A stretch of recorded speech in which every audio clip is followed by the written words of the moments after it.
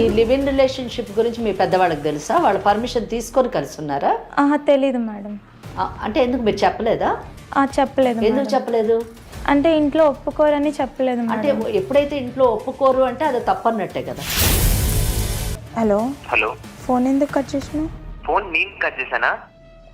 నువ్వే కట్ చేసావు అనుకుంటా. నువ్వు కట్ చేసి నా మీద చెప్పకు. నువ్వు మళ్ళీ నేను అయినా నీకు నా మీద ఎందుకు ఇంత అనుమానం వినయ్? విను, నువ్వు ఫోన్ కట్ చేసి మళ్ళీ నేను కట్ చేశానని చెప్పి మళ్ళీ అనుమానం అని నా మీద వేస్తావా నువ్వు? అలా కాదు వినయ్, నిన్నెప్పుడు నేను అడగలేనప్పుడు నువ్వు కూడా నన్ను అడగకూడదు కదా. ఇంటికి రాను, నేను ఇంటికి రాను. నాకు నచ్చట్లేదు. నువ్వు నన్ను బంధించేసినట్టు అనిపిస్తుంది నాకు. ప్రతిసారి బయటకు ఎక్కడికి వెళ్ళినా నీకు చెప్పాలి, ఎవరితో మాట్లాడకూడదు, ఫోన్స్ కూడా చేయకూడదు. నాకు ఇంట్లో ఫ్యామిలీ వాళ్ళు లేరు, ఫ్రెండ్స్ లేరు. జల్దీ ఇంటికి రాలేకపోతే లైవ్ లొకేషన్ పెట్టు, నేను వచ్చి తీసుకొస్తా. కాదు వినయ్, నేను లైవ్ లొకేషన్ పెట్టను, నేను రాను. ఏం చేస్తావు చెప్పు?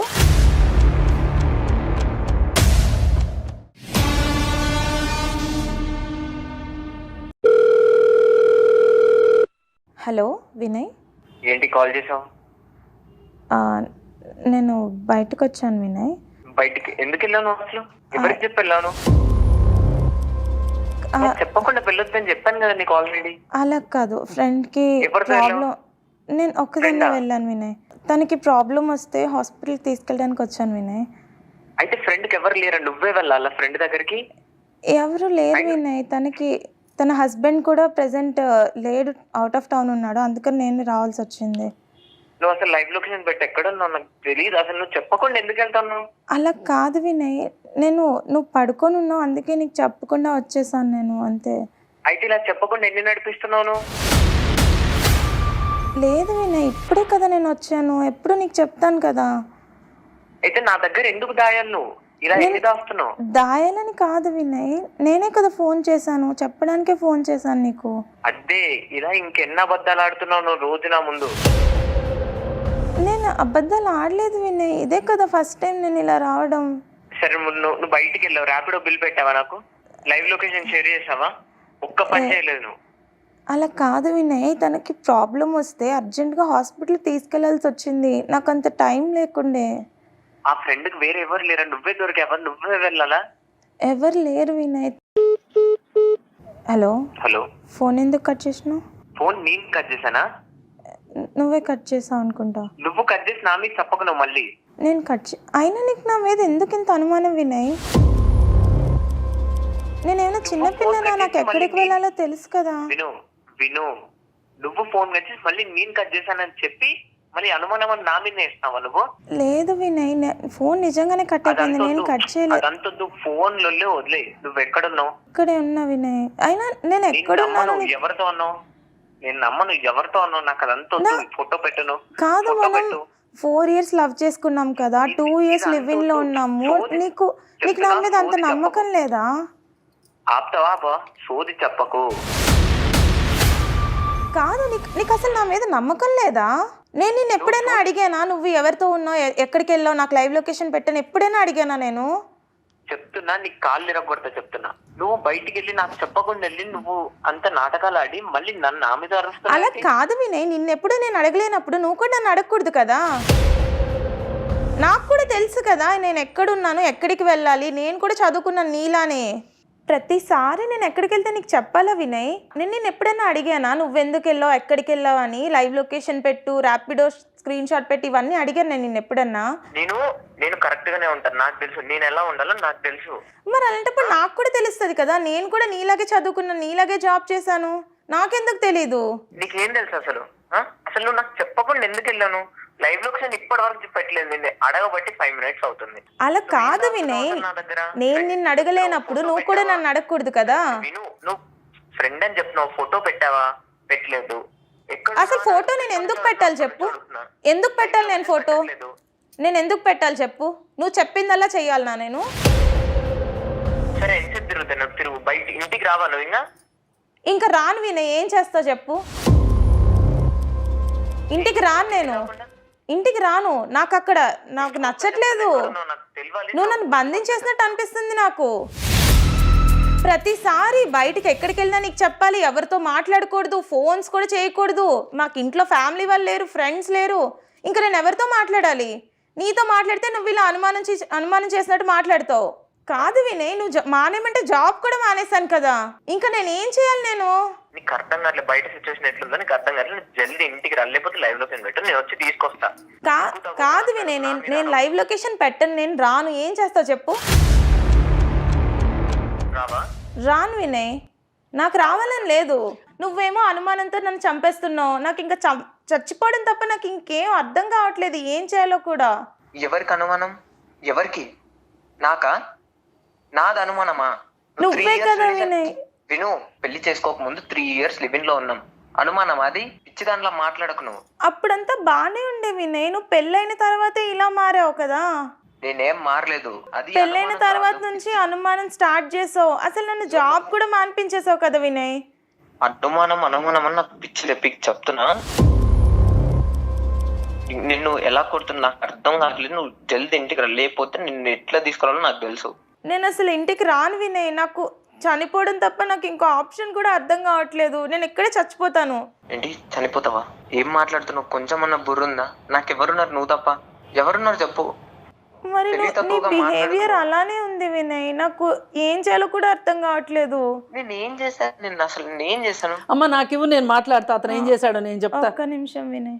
హలో హలో, చూడండి, నా పేరు కృష్ణకుమారి. ఎవరండి? నేను ఫ్యామిలీ కౌన్సిలర్నమ్మా. అయితే వాళ్ళ ఫ్రెండ్కి తన బాధలన్నీ చెప్పుకుంటే తను సుమన్ టీవీకి తీసుకుని వచ్చింది. తను మా దగ్గరే ఉంది ఇప్పుడు. ఏంటమ్మా అసలు నీకు ఇలా ఇబ్బంది పెడుతున్నావు, అనుమానిస్తున్నావు, స్క్రీన్ షాట్లు అడుగుతున్నావు, లైవ్ లొకేషన్లు అడుగుతున్నావు, పైగా నువ్వు నీ ఒత్తిడి భరించలేక ఉద్యోగం మానేశాను ఇవన్నీ చెప్పింది. పైగా పాత విషయాలు కూడా అతను ఎట్లా చెప్తే అట్లా చేశాను. మీరేమంటారు అసలు దీనికి? మేడం మీకు తెలియదు ఏముంది మేడం, మొగుడు పెళ్ళాలన్నాక గొడవలు అవుతూనే ఉంటాయి, అది కామన్. మీరు పంపించండి, మేము మాట్లాడుకొని సాల్వ్ చేసుకుంటాం. దాన్ని అసలు ఎందుకు అక్కడికి తీసుకొచ్చారు మీరు? మేము తీసుకురావటం కాదమ్మా, తనే మా దగ్గరకు వచ్చింది. అలా కాదు, మీరు తీసుకొచ్చారు, వదిలేయండి. లేదా అలా వదిలిపెట్టమమ్మా, తను చాలా బాధలో ఉంది. తను అంత బాధ ఎందుకు పెడుతున్నారు? ఏ ప్రాబ్లమ్స్ లేవండి, పంపించండి. అలా కాదమ్మా, అసలు ఇప్పుడు తను మా దగ్గరకు వచ్చింది ఒక సమస్య మీద. మేము మాట్లాడాం తనతోటి. మేమేమి తను చెప్పిందంతా కరెక్టే అనుకుని నిన్నేదో అనుకుంటున్నామని కూడా నువ్వు అనుకోవద్దు. అసలు నువ్వు తను చెప్పిన విషయాలు ఇందాక ఫోన్లో మాట్లాడేప్పుడు కూడా నేను విన్నాను. లైవ్ లొకేషన్ అడుగుతున్నావు, ఎందుకు ఇలా నేను ఎవరి దగ్గరికి వెళ్ళేది చెప్పాలి అని చెప్తున్నావు? పెళ్ళైనంత మాత్రాన స్నేహితులు ఉండకూడదా, చుట్టాలు ఉండకూడదా? ఎందుకు ఇట్లా ఉద్యోగం కూడా మానిపించారని చెప్తుంది. ఏంటి ఇదంతా? అసలు ఇలా ఎవరు చేయరు కదా, చేయకూడదు కదా అసలు. మేడం బయట ఎలా ఉందో సిచ్యువేషన్ అందరికి తెలిసిందే కదా మేడం. ఏమైందమ్మా? బయట ఏముంది చెప్పు. ఏంటమ్మా మీ జాగ్రత్త ఏంటి? ఆమె ఏమన్నా పసిపాప అంటే ఇప్పుడు మీకు లవ్ చేయడానికి ఒక లవర్ కావాలి, లివిన్లో ఉండటానికి ఒక లవర్ కావాలి, ఇంట్లో వాళ్ళని ఎదిరించి పెళ్లి చేసుకోవడానికి ధైర్యం ఉన్న అమ్మాయి కావాలి. ఇప్పుడేమో పెళ్ళి అవ్వగానే అమ్మాయి ఏ ధైర్యం లేని అమ్మాయిలాగా మీకు కనిపిస్తుందా? అసలు మీరు ఎందుకు ఇంత పెత్తనం చేస్తున్నారు తన మీద? అది పెత్తనమేం కాదు మేడం, నేను నిజంగానే ప్రేమిస్తున్నా మేడం. ఇప్పటికి కూడా అదంటే నాకు చాలా ఇష్టం మేడం. చూడమ్మా, మీ ప్రేమను నేను అర్థం చేసుకుంటాను, కానీ ప్రేమించే విధానంలోనే లోపం ఉందనుకుంటున్నాను నేను. ఎందుకంటే తను ఎక్కడికి వెళ్ళకూడదు, తను ఎక్కడికి వెళ్ళినా చెప్పి వెళ్ళాలి. ర్యాపిడో బుక్ చేసుకుంటే అది నీకు స్క్రీన్ షాట్ పెట్టాలి. ఇవన్నీ ఎలా అనిపిస్తాయి చెప్పు? లేదు, అదే పొజిషన్లో తను నుండి తను చేసే ప్రతి పని అమ్మాయికి చెప్పమని చూద్దాం. పైగా ఒక పని చేయండి అమ్మా, మీరు ఒక పని చేయండి. తను ఆల్రెడీ ఉద్యోగం చేసిన అమ్మాయే కదా, తను ఉద్యోగం చేస్తుంది. మీరు ఇంట్లో ఉండండి. అట్లయితే మీరు ఉద్యోగం మానేయగలరా ఆ అమ్మాయి చెప్పింది అని? మరి ఆ అమ్మాయి ఎందుకు మానేయాలమ్మా? మీకు ఒక రూలు, ఆ అమ్మాయికి ఒక రూలు ఏంటమ్మా? కాదమ్మా, అసలు మీ ప్రాబ్లం ఏంటి? ఇప్పుడు మీరు తనతో ఏమన్నా సమస్యలు ఉన్నాయా మీకు? తను ఎవరితో మాట్లాడుతున్నా? మరి అంత జాగ్రత్త తీసుకోవడం కరెక్ట్ అనిపిస్తుందా మీకు? జాగ్రత్త మా బయట చూస్తే అర్థమవుతుంది మేడం. ఏంటి మేడం ఆ సొసైటీ ఎలా ఉంది మేడం? నేను జాగ్రత్తగా చూసుకుంటున్నా. నా పిల్ల నాకు దానికి ఏం కాకూడదు, ఒక చిన్న గీత కూడా పడకుండా చూసుకుంటా మేడం. ఒకళ్ళు దాన్ని చూసినా నేను తట్టుకోలేను.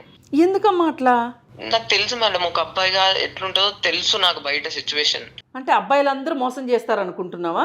అంటే అమ్మాయిలు అంత ఈజీగా అమ్మాయిలు లొంగిపోతారు అనుకుంటున్నావా? మేడం చెప్పలేము కదా మేడం, ఎప్పుడు ఏ ప్రాబ్లం వస్తుందో అది అయినాక ఇంకా బాధపడడానికి ఎందుకు మేడం? అందుకే ముందే జాగ్రత్త పడితే అయిపోద్దని జాగ్రత్త చూసుకున్నా అంతే, ప్రేమగానే చూసుకుంటున్నా. కాదమ్మా, ఇప్పుడు మీరు ప్రేమ అనుకుంటుంది ఏదైతే ఉందో అది అమ్మాయికి ఊపిరాడట్లేదు. తనకు అసలు ఊపిరాడట్లేదు. ఊపిరి సలపనంత ప్రేమ అవసరమా చెప్పండి? ఒక చిన్న క్వశ్చన్, నాకు ఒక చిన్న అనుమానం ఉంది. మీకు కానీ ఆ అమ్మాయి మీద ఏమన్నా అనుమానం ఉందా? ఆ అమ్మాయి ఏమైనా తప్పుదారిలో నడుస్తుందనేట ఆలోచనలో మీరు ఉన్నారా? ఒకవేళ అటువంటిది ఏమన్నా ఉందా చెప్పండి. ఆ అమ్మాయి మంచిదా కాదా, క్యారెక్టర్ వైజ్ మంచిదా కాదా, నేను ఒకటే అడుగుతున్నాను. అమ్మాయి మంచిది మేడం, మంచిది కదా, దట్స్ ఆల్. ఇంకా నాకు ఇంకేం అక్కర్లేదు. నాకు ఈ డౌట్ మేడం. అదేనమ్మా, అర్థం చేసుకోరండి మేడం. తప్పకుండా నేను పూర్తిగా అర్థం చేసుకున్నాను. నాకు పూర్తిగా అర్థమైంది నీ కేసు ఏంటని. నాకు ఒకటే డౌట్ ఉండింది, ఆ అమ్మాయి మంచిదా కాదా? ఆ అమ్మాయి మంచిదని మీరు చెప్తున్నారు. ఆ అమ్మాయికి వేరే ఇల్లీగల్ ఎఫైర్ ఏం లేదు కదా? ఏం మాట్లాడుతున్నారు madam? Okay, right, very good. I'm so sorry. ఆమెకు లేదు. నా అనుమానం మాత్రమే నివృత్తి చేసుకున్నాను నేను. ఇప్పుడు మేడంతో మాట్లాడండి. చూడండి వినయ్, మేడం ఇప్పుడు తనకు ఎంత ప్రాబ్లం లేకపోతే మిమ్మల్ని నమ్మి లివిన్లో ఉన్న అమ్మాయి, అలాగే ఇప్పుడు ఇంట్లో వాళ్ళని ఎదిరించి మరీ వచ్చిన అమ్మాయి మా దాకా వచ్చింది అంటే ఆ అమ్మాయి ఎంత ఒత్తిడికి గురవుతుందో ఒక్క నిమిషం ఆలోచించు. చాలా ఒత్తిడికి గురవుతుంది తను ఎంత సఫకేషన్ అంటే చెప్పేప్పుడు కూడా తను చాలా బాధపడుతూ చెప్తుంది. ఇప్పుడు ఎలా అయిపోయిందంటే, మీరు మీ ప్రేమ నిజమా కాదా, నిజంగా ప్రేమించే వాళ్ళైతే నా ఉద్దేశాలను ఎందుకు గౌరవించట్లేదు, నా వైపున గురించి కూడా ఆలోచించవచ్చు కదా, నేను ఎలా బాధపడుతున్నాను అనేది కూడా అతను పట్టించుకోకుండా ఎంతసేపు నా జాగ్రత్త అనే దీంట్లో అతనికి ఎక్కడో నా మీద అనుమానం ఉంది అనే ఒక బాధని నేను తట్టుకోలేకపోతున్నాను అని చెప్తుంది ఆ అమ్మాయి. మేడం మీరు అన్నట్టు నాది జాగ్రత్త తీసుకోవడం మాత్రం మేడం, అనుమానం ఏం లేదు. అది ప్రేమే, జాగ్రత్తగా చూసుకుంటా అంతే. చూడమ్మా వినయ్, చెప్పండి మేడం. ఇప్పుడు ఏది ఏమైనప్పటికీ మీదేమో మీరు ప్రేమ అనుకుంటున్నారు, తనేమో అది చాలా ఒత్తిడిగా ఫీల్ అవుతుంది. నేను ఇంకా ఉండలేను మేడం, నేను నా తల్లిదండ్రులను వదులుకుని నా చెల్లెల్ని వదులుకుని నేను ఉద్యోగం కూడా మానేశాను తనని నమ్మించటం కోసం. మరి ఇంత చేసినా కానీ ఇదే విధంగా ఇప్పుడు కూడా చూశారు కదా మీరు, నాకు లైవ్ లొకేషన్ పెట్టలేదేంటి, ఎవరికి చెప్పొచ్చావు, ఎక్కడికి వెళ్ళావు, ఇవన్నీ మాట్లాడాడు కదా, మాట్లాడుతున్నారు. మరి నేను అతనితో ఉండలేను మేడం, నాకు ఒక దారి చూపించండి, నాకు ఒక మార్గం చెప్పండి, ఇప్పుడు అసలు నేను ఏం చేయాలి చెప్పండి అని చెప్పి మా దగ్గరకు వచ్చింది. మరి ఇప్పుడు మీ వైపు నుంచి మీరు ఏం చెప్తారు చెప్పండి. మేడం నేను జాగ్రత్త చూసుకుంటే మేడం, ఫస్ట్ పంపించండి మేడం. ఎందుకు మేడం అక్కడ కూర్చోబెట్టి ఆగమాగం చేస్తున్నారు? లేదమ్మా, ఆగమాగం కాదు. మీ సమస్యకు ఒక పరిష్కారం కావాలి, ఆ అమ్మాయి మీకు కావాలి అనుకుంటే గనక ఇప్పుడు అతని పందాలోనే అతను ఉన్నాడు, అంతే కదా. లేదు నాది ఇది అనుమానం కాదు, ఇది ప్రేమే, లేకపోతే నా మోతాదుని తగ్గించుకుంటాను, ఆ వైపుగా ఏం మాట్లాడట్లేదు. ఇప్పుడు ఏం చెయ్యాలి అనేది అడ్వకేట్ గారు కూడా ఉన్నారు, మాట్లాడతారు. మీరు కూడా మాట్లాడండి ఆవిడతో. వినయ్ మేడం, నేను వెంకటేశ్వరి అడ్వకేట్ను మాట్లాడుతున్నాను. నేను మాట్లాడేది మీరు చాలా ఓపెన్ మైండ్తోని, చాలా పాజిటివ్ మైండ్తోని జాగ్రత్తగా వినండి. ఇందాక నేను మాట్లాడినప్పుడు ఏం మాట్లాడుతున్నారు మేడం అని మీరు మీ యొక్క కోపాన్ని వ్యక్తపరిచారు. నిజం చెప్పాలంటే నాకు చాలా సంతోషం కలిగింది అది విని. ఎందుకంటే మీ భార్య పట్ల మీకు ఎంత ప్రేమ ఉన్నది, ఎంత నమ్మకం ఉన్నది, ఎంత బాధ్యత ఉన్నది అన్నది నాకు అర్థమైంది. అయితే కానీ but still there is a problem కదా. అయినా కూడా మీరు ఇంత ప్రేమగా ఉన్నా కూడా ఒక ప్రాబ్లం అయితే ఉంది. ప్రాబ్లం ఉంది కాబట్టే సాహితీ మా ముందు ఉంది. కనుక ఇక్కడ మీ ప్రాబ్లం ఏంటి, దానికి సొల్యూషన్ ఏంటి అన్న విషయాన్ని నేను మాట్లాడాలనుకుంటున్నాను. మీరు జాగ్రత్తగా వింటే తప్పకుండా మీరిద్దరూ మళ్ళీ కలిసి చాలా హ్యాపీగా మ్యారిటల్ లైఫ్ లీడ్ చేసేటటువంటి అవకాశం ఉంది. జయ గారు, ఈ కేసు అంతా విన్న తర్వాత నాకేమనిపించిందంటే, it is not a very bad case. Okay, it is a sympathetic case. చాలా జాలి పడవలసినటువంటి కేసు ఇది. And it is also curable case నా దృష్టిలో. అంటే దీన్ని మనము సరి చేయొచ్చు. అదే కదా కావాల్సింది మనకి. ఎందుకు అసలు ఈ సమస్య వచ్చింది అంటే, సాహితీ మాట్లాడినప్పుడు అసలు నేను ఏ పరిస్థితిలో ఉన్నానో నాకు అర్థం కావటం లేదు. నాకు అతను మంచివాడా చెడ్డవాడా, అసలు నా జీవితం ఏంటి, నా భవిష్యత్ ఏంటి, అంధకారంగా ఉంది అని అమ్మాయి చెప్పడం జరిగింది. సో ఆ అంధకారంలోనూ ఒక వెలుగు చూపించడమే మన యొక్క ఈ ప్రోగ్రామ్ యొక్క ఉద్దేశం అని నేను అనుకుంటున్నాను. Yes. నాది అనేటటువంటి వ్యక్తిని, నాది అనేటువంటి వస్తువును ఎవరైనా లాక్కుంటారేమో అనేటటువంటి ఇన్సెక్యూరిటీ, ఆ ఇన్సెక్యూరిటీ లీడ్స్ టు సస్పిషియస్. నాది అన్న వస్తువుని ఎవరన్నా తాకుతారేమో, నాది అన్న వస్తువుని ఎవరన్నా తీసుకువెళ్ళిపోతారేమో అనేటటువంటి ఆ భావన వ్యక్తపరచడము అవతల వ్యక్తికి అదొక సస్పిషన్ లాగా కనిపిస్తూ ఉంటుంది. కానీ వీళ్ళ మనసులో ఏమి ఉండదంటారా? ఏమి ఉండదండి, ఏమి ఉండదు. పసిపాపల్లాంటి హృదయం కలిగినటువంటి వాళ్ళు కేవలము వాళ్ళు సోషల్గా మూవ్ అవ్వడానికి ఎక్కువగా ఇష్టపడరు. సోషల్ నుంచి అంటే సొసైటీ నుంచి దూరంగా ఉండడానికి భయపడతారు. ఒక సైకో ఫియర్ వాళ్ళకి డెవలప్ అయి ఉంటుంది. ఇవన్నీ కూడా ఈ బీపీడీ లక్షణాలు ఉన్నటువంటి సమస్యలోని ఉండేటువంటి లక్షణాలు. ఈ లక్షణాలతో ఏమవుతుందంటే ఇట్స్ నథింగ్ బట్ సాహితీ అతనికి ఒక బొమ్మలాగా, సాహితీ అతనికి ఒక వస్తువు, ఆ వస్తువు తనది, ఆ వస్తువుని భద్రంగా చూసుకోవాలి. ఒకవేళ ఆ వస్తువుని భద్రంగా చూసుకోకపోతే ఆ వస్తువుకి ఏమన్నా అవుతుందేమో అనేటటువంటి భయాందోళనతో ఉండేటటువంటి సమస్యతో బాధపడుతున్నాడు వినయ్. ఇక్కడ మనము అతని ప్రేమను ఏమీ మనం అనుమానించక్కర్లేదు. కానీ ఇక్కడ నువ్వు తీసుకునేటటువంటి కేర్ ఎంత ఎక్స్ట్రీమ్ అవుతుందంటే ఇట్ ఈస్ లీడింగ్ టు, ఆమె ఏమనుకుంటుందంటే శాడిజం అనుకుంటుంది.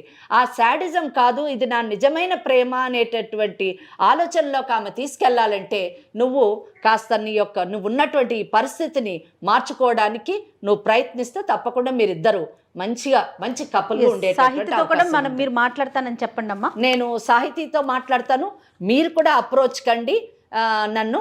తప్పకుండా ఆ దిశలోని కౌన్సిలింగ్ ఇస్తాము. ఇక్కడ మేడం ఉన్నారు, కృష్ణకుమారి మేడం గారు, వారు కూడా ఫ్యామిలీ కౌన్సిలర్, వారిని కూడా అప్రోచ్ కండి మీరిద్దరు. తప్పకుండా మీ ఇద్దరికి మంచి కౌన్సిలింగ్ ఇచ్చేటటువంటి అవకాశం ఉంది. చూడు వినయ్, మేడం మేడం చెప్పారు కదా, చాలా డీటెయిల్డ్గా దానికి తగ్గట్లు మేడం చెప్పినట్లు వింటే మీ ఇద్దరు ఒక కౌన్సిలింగ్కి వెళితే గనక, కానీ ఫస్ట్ మీరు వెళ్ళాల్సింది ఫ్యామిలీ కౌన్సిలింగ్కి, లీగల్ కౌన్సిలింగ్ కాదు, గుర్తుపెట్టుకోండి.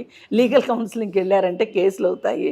మీరు చక్కగా ఫ్యామిలీ కౌన్సిలింగ్కి వెళ్ళి తన మనసులో ఏముందో తెలుసుకోండి. తన చెప్పుల్లో మీరు కాళ్ళు పెట్టండి, అప్పుడు తన బాధ ఏంటో మీకు అర్థమవుతుంది. అలాగే తను ఎంత మంచి అమ్మాయో మీకు ఆల్రెడీ తెలుసు, అందుకే ఆ అమ్మాయిని మీరు వదులుకోలేకపోతున్నారు. కానీ ఇంకొక మాట కూడా గుర్తుపెట్టుకోండి, తీపి ఎక్కువైతే కూడా కరెక్ట్ కాదు. అందుకని తగు మాత్రం ఉండాలి, తగుపాళ్ళలో ఉండాలి అనేది అందుకని మీరు కొంచెము మీ ప్రేమ ఉండాలి ఖచ్చితంగా, కానీ దాన్ని చూపించే విధానము రెండో వాళ్ళని నొప్పించకుండా ఉండాలి. ఇవన్నీ మీకు ఫ్యామిలీ కౌన్సిలింగ్లో వస్తాయి. మీరు దయచేసి ఒకసారి ఫ్యామిలీ కౌన్సిలింగ్కి వెళితేనే ఈ సమస్యకు పరిష్కారం ఉంటుంది. లేదు అనుకుంటే ఇలాంటి పరిస్థితులు ఉన్నప్పుడు ఒక్కసారి గనక భార్య మనసు గనక ప్రెషర్ కుక్కర్ లాగా మారింది అనుకోండి, ఇలాగే తనలో తనే ఆలోచించి కుమిలిపోయింది అనుకోండి, ఎప్పుడో ఒకసారి పేలిపోతుంది. తను ఇందాక ఒక మాట అనంది, మీరు దాన్ని వ్యాలిడ్గా తీసుకోండి. నాకు అసలు బతకాలని లేదు, చచ్చిపోవాలని ఉంది అని. అలాంటి మరి ఇంత ప్రేమ ఉన్న భర్త దొరికితే కూడా అలా అనుకునే పరిస్థితి వచ్చింది అంటే మీది కొంచెం హ్యాండిల్ విత్ కేర్ లాగా ఉండాల్సిన పరిస్థితిలో మీ బంధం ఉంది. దాన్ని మీరు ఆ బంధాన్ని పదిలపరుచుకోవాలి అంటే కొన్ని మార్పులు అవసరం. ఆ మార్పులు మీరు తీసుకుంటారు. వెంకటేశ్వరి గారు, మీ లీగల్ అడ్వైజ్ ఏంటంటే దీనికి అంటే ఓకే, లీగల్ అడ్వైస్ కూడా నేను తీసుకుంటాను. 3 ఆస్పెక్ట్స్ నేను చెప్పాలనుకుంటున్నాను ఈ కేసులోని. మొదటిది ఏంటంటే సామాజిక పరమైనటువంటి, అంటే అమ్మాయిలు ఏ విధంగా ఇటువంటి సమస్యల్లోకి వెళుతున్నారు, వాళ్ళు ఎటువంటి సమస్యల్లోకి వెళ్లకుండా ఉంటే ఎలాగ వాళ్ళ జీవితం బాగుంటుంది. మొదటిది ప్రధానమైనటువంటి అంశం ఏంటంటే, ఇక్కడ సాహితీ తన కేసు చెప్పినప్పుడు అమ్మ నువ్వు కూడా వినాలి. మొదట చెప్పినప్పుడు తను ఆ అబ్బాయితో లవ్లో ఉన్నానని, తర్వాత లివ్ ఇన్ రిలేషన్షిప్లో ఉన్నానని, ఆ తర్వాత పెళ్లి చేసుకున్నాను. ఈ 3 స్టేజెస్లో కూడా పేరెంట్స్ యొక్క అనుమతి లేదు. అనుమతి లేకుండా చేసుకున్నటువంటి ఈ అమ్మాయిని, అంటే ఇటువంటి అమ్మాయిల్ని ఆ చేసుకున్నటువంటి వ్యక్తి ఏమనుకుంటాడంటే అతనికి గౌరవం అనేది తక్కువ ఉంటుంది. ఎందుకు ఉంటుందంటే తల్లిదండ్రులు కాదని ప్రేమించింది, లివ్ ఇన్ రిలేషన్షిప్లో ఉంది, పెళ్లిలో ఉంది, కాబట్టి రేపు నా పరిస్థితి కూడా, అంటే నన్ను కూడా ఆ విధంగానే ఇగ్నోర్ చేసేటటువంటి అవకాశం ఉందేమో అనేటటువంటి ఒక ఇన్సెక్యూరిటీ, ఒక అనుమానము వాళ్ళలోని రేకెత్తేటటువంటి అవకాశం ఉంది. ఇది అమ్మాయిలు గమనించదగినటువంటి విషయం. అదే తల్లిదండ్రుల ద్వారా వెళ్ళినటువంటి వాళ్ళకు ఉండే గౌరవంకి సపోర్టు ఇటువంటి కేసుల్లోనూ ఉండేటటువంటి అవకాశం లేదు అని చెప్పాలి. ఇంకా రెండో విషయము, ఇక్కడ మనము వినయ్ చెడ్డవాడు అని అనుకోవడానికి లేదు. అతను తీసుకునేటటువంటి జాగ్రత్తలన్నీ కూడా మనస్ఫూర్తిగానే తీసుకుంటున్నాడు. అంటే తనకు కావలసినటువంటి వ్యక్తిని ఎవరైనా తీసుకువెళ్ళిపోతారేమో, ఆమెకి ఏమన్నా అవుతుందేమో, ఆమె తనను వదిలి వెళ్ళిపోతుందేమో అనేటటువంటి భయము, ఆందోళన, ఇవన్నీ కూడా ఆ లక్షణాలు కలిగినటువంటి వ్యక్తుల్లో ఉంటాయి. సో దీనికి సొల్యూషన్ ఏంటంటే కౌన్సిలింగ్ తీసుకొని తప్పకుండా బాగుపడేటటువంటి అవకాశం ఉంది. ఇంకా లీగల్ ఆస్పెక్ట్లోకి వచ్చినప్పుడు, అంటే ఈ కేసులోని నేను లీగల్ ఆస్పెక్ట్లో ఎక్కువ కాన్సన్ట్రేట్ చేయట్లేదు. ఎందుకంటే నేను ఏమనుకుంటున్నానంటే it is not a bad case. ఇది బ్యాడ్ కేసు కాదు, ఇది curable case and also sympathetic case. అంటే వినయ్ని మనము చాలా దయనీయంగా చూడాలి. ఆమెను కాపాడుకోవాలంటే, మీ ప్రేమ ముందు కొనసాగాలి అంటే తప్పకుండా మీరు కౌన్సిలింగ్ తీసుకోవాలి. తీసుకోని పక్షంలో చట్టం మీకు వ్యతిరేకంగా వెళుతుంది. మీరు మీ ప్రియమైన సాహితీని కోల్పోయే అవకాశం ఉంది. So please take care. Don't forget that law will protect Sahiti. So if you want to protect Sahiti, be careful, take counseling, get well soon and be happy. Right, చాలా మంచి సొల్యూషన్ చెప్పారు, చాలా మంచి విషయం. వినయ్, మీకు క్లియర్గా అర్థమైంది అనుకుంటాను. ఎందుకంటే కృష్ణకుమారి గారు అలానే వెంకటేశ్వర గారు మోస్ట్ సీనియర్ పర్సనాలిటీస్, ఇద్దరు కూడా ఎంతో జీవితాన్ని చూసిన వారు. వాళ్ళ డిజిగ్నేషన్ పక్కన పెడదాము, వాళ్ళ సీనియారిటీని గౌరవించండి. ఒక్కసారి మీరిద్దరు వైఫ్ అండ్ హస్బెండ్ వచ్చి కలవండి. సాహితీతో కూడా మేడం వాళ్ళు ఇద్దరు కూడా మాట్లాడి పంపుతారు. మీరు రేపో ఎల్లుండో ఎక్కువ లేట్ కూడా చేయొద్దు, ఇమీడియట్గా ఒకసారి వచ్చి కలిసే ప్రయత్నం చేయండి వినయ్, ఓకేనా? తప్పకుండా madam. Very good, very good. Okay అమ్మా. సాహిత్య ఒకసారి. ఎస్. హలో సాహిత్య. హలో వినయ్. సారీ కాదు వినయ్, అసలు ఇప్పుడు ఏం చేద్దాం చెప్పు నువ్వు. నాకు అర్థమైంది, కౌన్సిలింగ్కి వెళ్దాం. నేను ఇబ్బంది పెట్టాలని నేను చేయలేదు. నువ్వు ఇబ్బంది పడుతున్నావు అనుకో నేను అనుకోలేదు ఇన్ని రోజులు. నాకు అర్థమైంది, వెళ్దాం కౌన్సిలింగ్కి. నువ్వు జాగ్రత్తగా ఇంటికి వచ్చేసరేనా? నువ్వు ఖచ్చితంగా కౌన్సిలింగ్కి వస్తావు కదా? తప్పకుండా మేడం దగ్గరికే వెళ్దాం. సరే వినయ్, నేను ఇంటికి వస్తాను. జాగ్రత్త, క్యాబ్ బుక్ చేసుకుని రా. సరే వినయ్. సరే, ఓకే అమ్మా. Vinay, all the best. Okay అమ్మా, థ్యాంక్స్ మేడం. ఫైనల్గా అమ్మా, సాహితీకి ఏమైనా చెప్పేది ఉంటే ఒక 1 wordలో చెప్పండి అమ్మా. సాహితీ, అతనికి మొత్తం విషయం అర్థమైందమ్మా. లీగల్ గా వెళ్తే కూడా ఏంటనేది మేడం చెప్పారు, బాగా క్లియర్ గా చెప్పారు. అతనికి ఏంటంటే ఇంత వివరంగా చెప్పేవాళ్ళు లేక అతనికి తను చేస్తుంది ఏంటో తనకు అర్థం కాలేదు. ఏది ఏమైనప్పటికీ కనీసం ఇలా చెప్తే అర్థం చేసుకునే భర్త దొరికాడు. మీ ఇద్దరు ఒకళ్ళనొకళ్ళు కాపాడుకోండి, సంతోషంగా ఉండండి. మా అందరికీ కావాల్సింది అదే, మీకు కూడా కావాల్సింది అదే. సూపర్, అంతేనమ్మా? రైట్ సాహితీ, ఒకసారి నువ్వు ఇంటికి వెళ్ళిన తర్వాత అతనితో మాట్లాడి ఇంక ఈ విషయాన్ని చర్చించమాకండి. ఎంత ఎర్లీగా వీలైతే అంత ఎర్లీగా ఒకసారి కౌన్సిలింగ్కి వెళ్తాం. ఆ దిశలోని కౌన్సిలింగ్ చేస్తూ ఉండాలి అతనికి. I'm there with you, I'm always there with you. అలాగే మీరు కూడా అతనిలోని ఆ మోటివేషన్ తీసుకుంటూ రావాలి. ఆయన పర్సనాలిటీని మోల్డ్ చేస్తూ ఉండాలి. అలాగే, that is what I feel. నేను ఖచ్చితంగా కౌన్సిలింగ్కి తీసుకెళ్ళాను. అతను తప్పుగా చూడకండి, చెడుగా చూడకండి. He loves you. Okay madam. Okay Sahithi, all the best. Thank you madam. అమ్మా, థ్యాంక్ యూ సో మచ్ అమ్మా, మీ ఇద్దరికి కూడా.